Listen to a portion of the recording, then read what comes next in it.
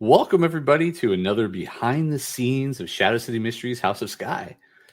Today, we'll be talking to another one of our awesome players and finding out a little bit more about their character and Shadow City Mysteries world of Soretta, also known as the Shadow City. So, Mandy, welcome. And please take a moment to introduce yourself. Hello, my name's Mandy. I'm an avid tabletop, board, and computer gamer, a retired Air Force sergeant, and a soccer referee. I love storytelling, building characters, and finding ways to connect my real-life experiences with the games I play. That's pretty awesome. All right. And what would you say is your history with tabletop RPGs or role-playing games in general? I first got into role-playing games back in middle school. It gave me a chance to let my imagination fly and be whatever I wanted to be. I continued playing throughout high school and even when I started my Air Force career and into my adulthood. Okay. Gaming was one of the few places where I felt I could express myself without the risks that were inherent at the time with showing who I was in real life. Very nice. And do you remember your first RPG character? I don't remember my very first RPG character. It was at a game store and it was like a pre-made character. Okay. But the first character I do remember was a dwarven fighter named Kilstow. He was Dungeons and Dragons and he made it to 6th level before he decided to try to topple a statue of the god in that world. Mm-hmm. This was not a good move. He did not like magic at all. The DM, in a brilliant move, punished him by turning him into a level 1 wizard. Oh my. So, yeah. Still a dwarf though, right? Still a dwarf. All right. Wow. But he was one of the most interesting characters I ever played. And one of the most memorable also. And I'll admit it, when I play fighter type characters now, I kind of keep an eye out for statues of the god of magic. Very fun. And what excites you about role playing in general? That is such a big question. Role playing honestly saved my life. That may sound like an exaggeration, but it's really not. I grew up in an ultra religious family, and although I didn't know it at the time, I was transgender. I knew I was different. I knew I wanted different things out of life. But in that environment, and even later in the Air Force, I was in during Don't Ask, Don't Tell, it wasn't safe to express those things openly. Role-playing gave me a place where I could. It became my escape, a kind of steam valve that let out the pressure that was building inside me. On top of that, I love the collective storytelling and the building of characters between players and DM. It's exhilarating to me and it keeps me coming back for more. Wow. I'm glad you had that. And so what drew you to this actual play project? Honestly, when I first filled out this application, I thought this was a playtest. Not something that was going to be streamed to the world, or I probably would not have filled out the application. But I'm glad I did. I'm glad you did. I still struggle with putting myself out there sometimes. So this is a little bit hard for me. But after meeting the other players, I'm really excited to see where the character and story goes. Well, I know we're all very excited to have you with us and see where your character goes with this as well. So how does playing in a noir setting feel different from other genres you played? Or how do you feel it's going to play different? Right. As we haven't really played yet, right now, the biggest difference for me is the lack of color. It changes so much about how you describe yourself, how you describe your clothes, your hair, how you personalize the spell, or how you try to make that little trinket, yours. With role-playing games in general, color is one of the first things you usually lean on when you start a descriptor. So this really makes you think in a different way. And especially in a shadowy city where characters are mostly morally gray, it instantly sets the tone. It forces you to describe things differently, and it makes the whole setting feel sharper and more intense. Yeah, that's what we're hoping for. And we'll see. And I think we'll get to that point. So do you see yourself in your character that you've created, or are they very different from you? I think every character I've created that for me to play has some parallels and some major differences. With Raven, one of the clear parallels was her military background. Mhm. Her career in intelligence in real life, I was a military intelligence cryptologist, making and breaking codes. Like her, I wasn't on the battlefront, but the information I worked on was incredibly valuable to those who were. Where we differ is her ruthlessness. Hmm. Raven doesn't hesitate to get her hands dirty if it helps her reach her goals. She'll do what she thinks she has to do. If she's hungry and can't afford food, she'll take it. That's just kind of the way she is. And that's because she grew up in the streets. She has to. Mhm. All right. Understood. And why did you pick the class you picked for your character? I chose the infiltrator class because it was a natural fit for Raven. First, I set up some of her backstory. That's what I do with all my characters. And then I tried to see like what would work for her. And her whole life has been about moving around unseen, gathering information. She was never the strongest person. So her power was in, walking around and kind of finding secrets and acting on those. And speaking of secrets, why did you choose the faction you chose? Oh, the cult. I love that they are kind of the anti-religion.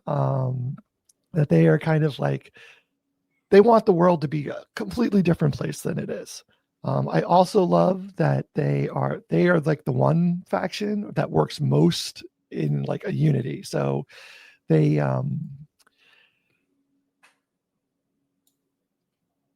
I lost my. That's all right.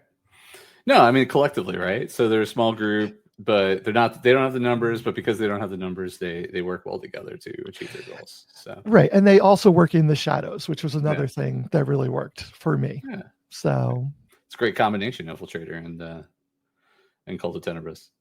So if your character had a signature drink, what would it be? I had to really think about this one. Her signature drink would be a Boulevardier.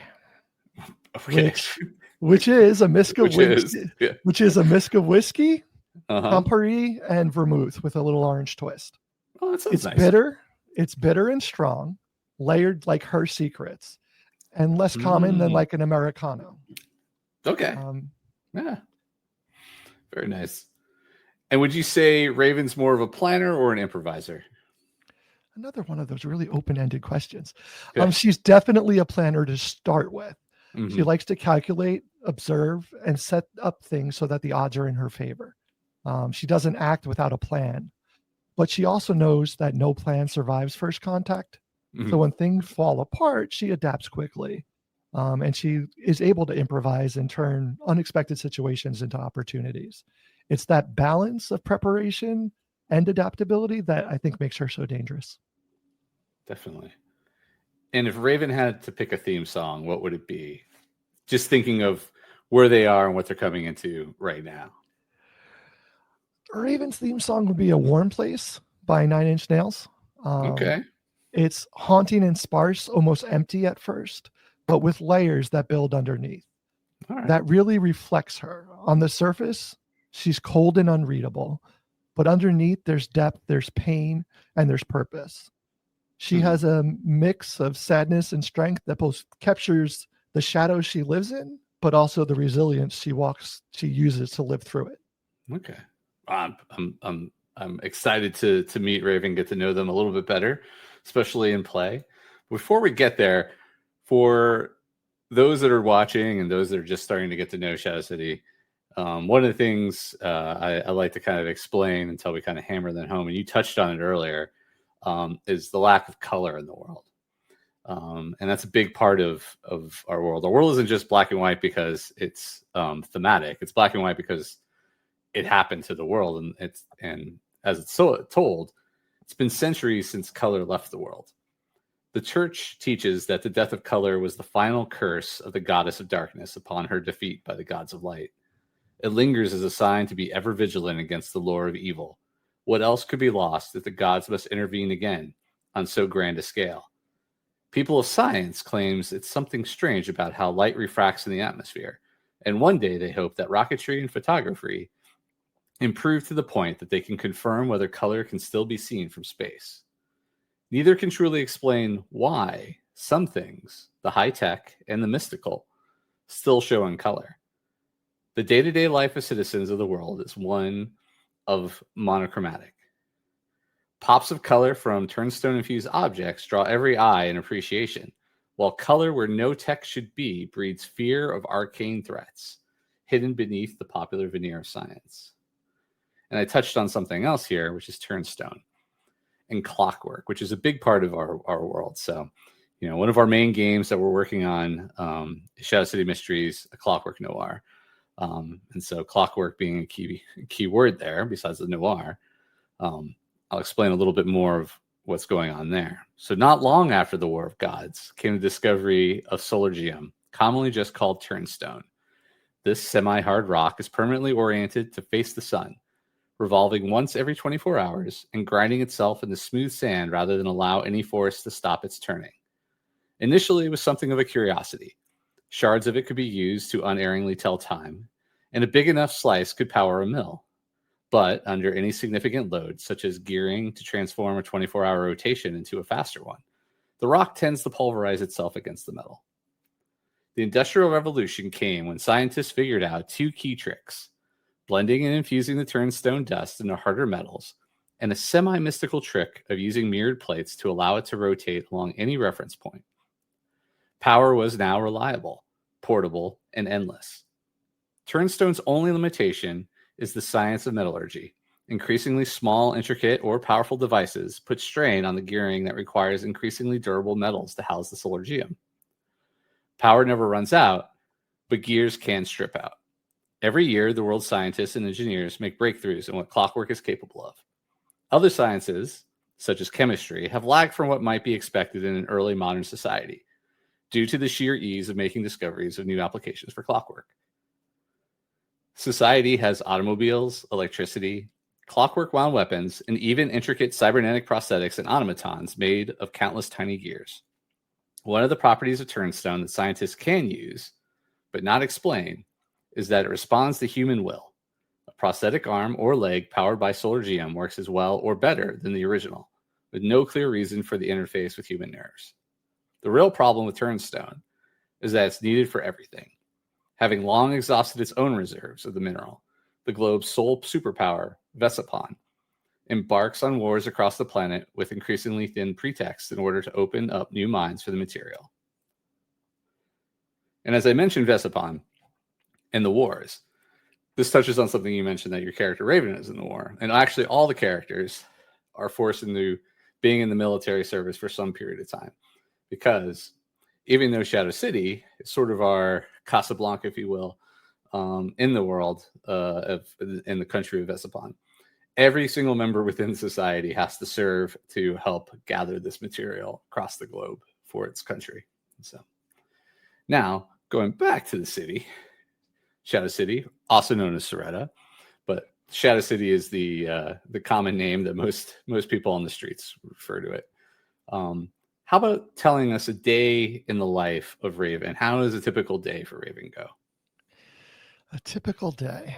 Well, it usually starts with coffee and a reminder that my roof still leaks. After that, I usually check in with a local bookie. He's always got a list of people who suddenly forgot to pay their debts.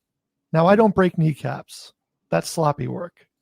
I just find them, slip into their routines, appear where they don't expect me to, and remind them that silence isn't free and neither is luck at the tables. The rest of the day, I practice my craft, moving through the city, drifting from place to place, seeing how close I can get without being noticed, eavesdropping on conversations in cafes, listening at doors, picking up whispers in alleyways. It keeps me sharp. It pays off when it counts. By evening, I've usually collected enough rumors or favors to trade up the chain. And if I'm lucky, I get to finish the day watching the city lights or gambling at the broken dice. Not glamorous, but in my line of work, typical days rarely are. Well, and on one of these days, while you're listening in a cafe, you pick up the voice of someone who actually says your name and calls you over. Though you know there's no way they saw you. However, for some reason, you definitely heard them distinctly say your name and invite you for a seat at their table. This, of course, makes me nervous. I'm trying to be unseen. Would you like to roll perception and see what you might notice? Sure. Yes. All right.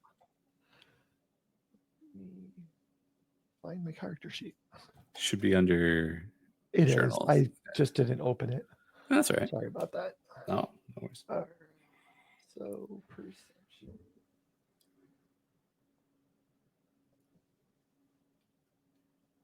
Did that roll? It did not. I did not hear it, at least. Oh, wait, maybe it did. It did. It did. You rolled a 15. So there we go. So on a 15, you notice sitting in a cafe having a drink is a pale figure draped in fine kimono-styled silks paired with perfectly pressed trousers.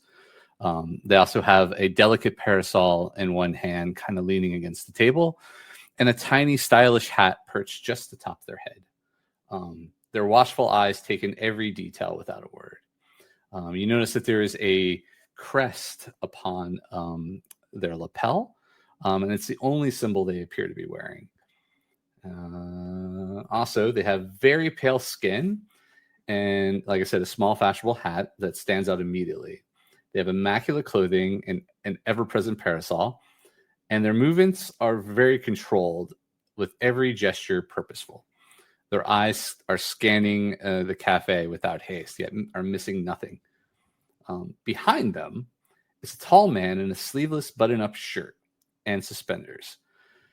His frame is made broader by the unnatural size of his arms. He has a bowler hat that shades part of his face, though the glint of mechanical jawwork is unmistakable.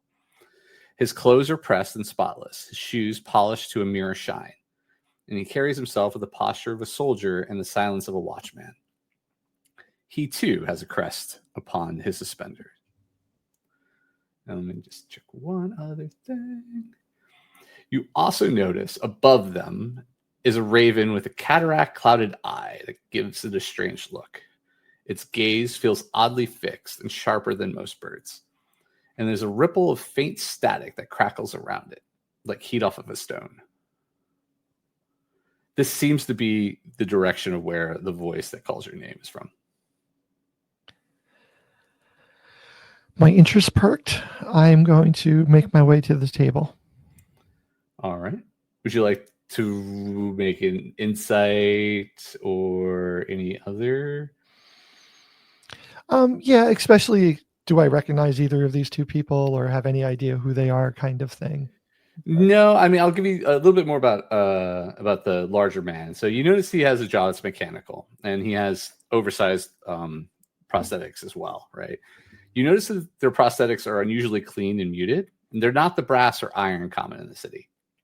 And you also catch faint markings etched into their metal.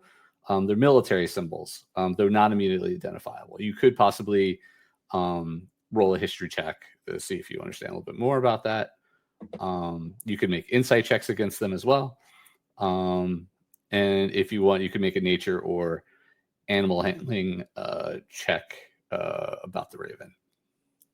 I think I'll do the history check, especially for the military medals, because that's something I might know. Sure. Well, I think you do. So the insignia is the Vassaponian military in origin. So, and also suggests that they were in service to the Navy of Vassapon. And you do recall rumors of a man dishonorably discharged under mysterious circumstances that might match the description of this individual. And you believe the name is Hans.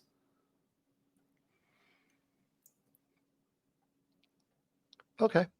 I guess I'm going to go to the table and see what they have to offer me. So the person in front of you greets you. Greetings, Raven. I believe that's the moniker you go by. It is, and you are? Ah, yes, Miss Dreadmire. Does that name mean anything to me? No, not right off the bat. No. You walk unseen, yet the blood you carry shines brighter than you know. How Skye has taken an interest in you. We have come to offer what others would never dare, a summons to your birthright. And she looks at you, kind of to see your reaction to that statement. I'm a little bit surprised. And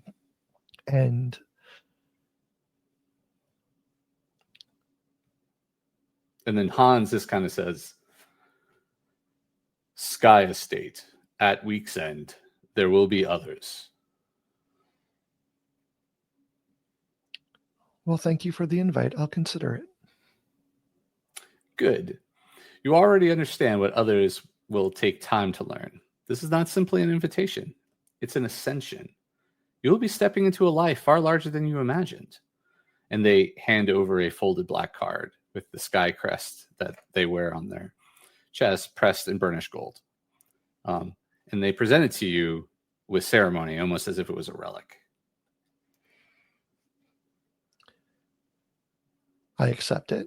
And my character right now is kind of all over the place just because she's been an orphan her whole life, basically. And she's being invited to a family, and that it perks her interest by far, but it also is just a lot for her to like process at that moment. Mr. Admire closes with, congratulations, Raven. You have just been handed your ticket to a whole new life. Blood ties open doors no infiltrator could ever force. Accept, and you will discover what it means to be both shadow and legacy. Thank you. And Raven leaves kind of quietly and goes back into the shadows. As you leave, you just hear the tap of the parasol on the ground as they walk off. You notice that Hans lingers a little bit, kind of watching the direction you went before following behind. And then in turn, the raven ruffles its feathers once and then vanishes into the night sky.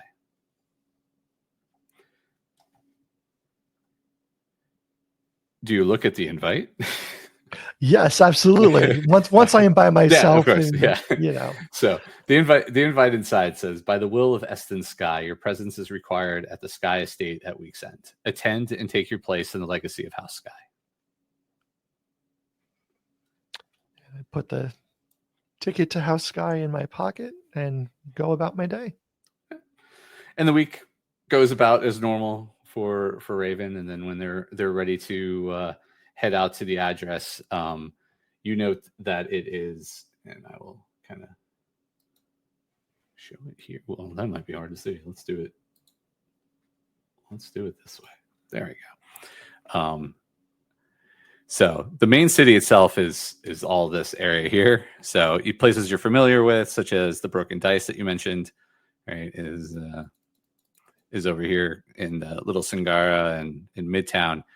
And the address you've been given to the Skye Estate is way out in the rich ass part of town in Silverwood, way from everyone else. However, depending on how you get there, when you do get there, you do know that the Skye Estate is still quite a large place within the city, and you may have seen photos of it in papers and stuff like that. But it has definitely fallen from its once grandeur and is very much in disrepair, and is in a desperate need of renovation and upkeep. So how like before we close this out, how would Raven go about getting to the estate at the time of the party or the event? It's not really a party. So it's pretty far away. She obviously doesn't really have her own mode of transportation. So the best case scenario would be a taxi. Okay. Those are available. I mean, you could run to the, I mean, these triangles are the trains that run. So you could get the baby Skye Crest and then take the east side way. It was too far away to just take by train. So I'd get as close as I could to save money, and then. All right. And then as you approach the estate, you do see that there are lights mostly in the front of the estate itself. The rest of it seems to be pitch black, either not in a Raven's- state of keeping the lights on, or there's no need to keep the lights on in those parts of the estate at this point. Raven feels comfortable in that. And you do see, and then about this point, you see other people gathering upon the.